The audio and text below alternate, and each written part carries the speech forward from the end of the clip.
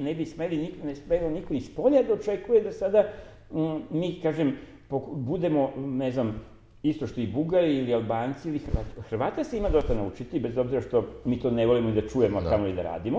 Isto mali narod, nije bilo lako, imali su moćne zaštitnike, mora se priznati, u kritičnom trenutku tamo, vreme raspada Jugoslavije i u Nemačkoj, koja je zalegla onako kako za nas nikada niko nije, ili barem poslednje 50 godina niko nije zalegao. Nemačka je zalegla za hrvatsku nezavisnost, Vatikan je tu iz senke igrao takođe svoju ulogu. Dobro pripremljen teren, to mora se priznati. Da, to je odrađeno, nema sumnje da su to oni odradili, ali svejedno, oni, dakle, imaju Italiju koja je uvek gledala popreko na čitav taj proces hrvatskog osamostaljenja, pokušava tu nešto da možda ućari za sebe, ali, dakle, daleko to je da idealizujem hrvatsku politiku i državu, ali oni pokazivali su kako se, dakle, narod u teškom okruženju, u teškim okolnostima, država na 3 dela podeljena, srpske, vojska Republike Srpske Krajine, došla do mora, na, ne znam, 40-50 km od Zagreba, tako da Tuđman u jednom trenutku zaista mogao da vidi maltene svoju državu da sa vrha Sljemena, kao što se to govorilo. I onda mi malo se oslanjajući na, znači, te svoje sigurne saveznike, koje mi u tom trenutku nismo imali, odnosno Srbi, malo igrajući tako i sa Amerikancima, malo pregovarajući sa Miloševićem, malo dogovarajući se sa muslimanima, oni su postigli što su postigli. Ja mislim da je Hrvatska najveći pobednik ovog rata za raspad, za nasledstvo SFRJ Jugoslavije. Dobili su ozbiljnu i lepu državu.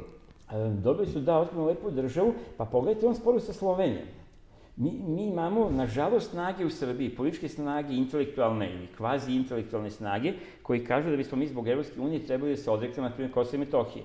Ja se plašim da će sutra, ako bi se to postavilo kao uslov, neće valjda, hvala Bogu, ali nije isključeno u potpunosti da nekom neće i to pasti na pamet, koji bili spremni da se odreknu i Vojvodine, i Sandžaka, odnosno Raške, i ko zna čega još, ako bi mi se reklo da je to uslov da bismo mi, ne znam, stupili u taj raj, zemaljski raj zvani Evropska unija. Dakle, čitavo Kosova, simboličkog, duhovnog srca, središta svoje zemlje, žitnice svoje, Vojvodine, kažem, koji god dela, verovatno bi pristali da se svede Srbija na Beogradski pašaluk, samo da im neko obeća tu uniju i naravno da im obeća da će oni da vladaju, da će da vladaju i igraju važnu ulogu u toj državi.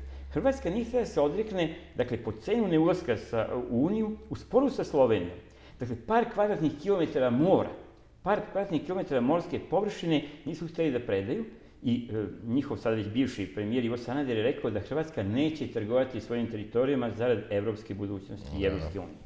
Dakle, to je izjava koja u toj formi, a pazite, to je par kvadratnih kilometara Jadranskog mora, koja je Sloveniji inače veoma važno da bi imali izlazak na otvoreno more. Oko toga se vodi spor. Hrvatskoj to ništa ne znači. Bukvalno ništa ne znači. Sloveniji je veoma važan taj izlazak i vjerojatno će biti neki kompromis, dobit će pravo prolaska. Na pragu su nekog dogovora. Na pragu su dogovora, ali teritoriju dobiti neće. Dakle, Hrvatska se ni toga nije htjela odreći. Sjetimo se Prevlake, parče kamenja za tadašnju Saveznu Republiku Jugoslaviju, veoma važno, strateški, zatvara ulaz u Boku, za Hrvatsku nevažno. Ne, dok se nisu povukle naše snage, i ne samo naše, nego onda i posmatrači, oni nisu tu temu skinuli sa dnevnog reda.